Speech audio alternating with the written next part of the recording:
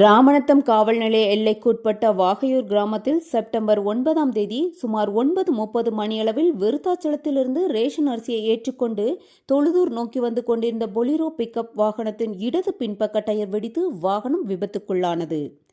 சம்பவ இடத்தில் சுமார் 1.5 டன் ரேஷன் அரிசி கடத்தி வந்ததாக தெரிய வந்ததை அடுத்து குடிமைப்பொருள் பாதுகாப்பு துறையினருக்கு தகவல் அளிக்கப்பட்டு வாகனத்தை பறிமுதல் செய்து திருச்சி பொய்கைக்குடி காலனியை சேர்ந்த ஓட்டுநர் நடேசனை கைது செய்தனர்.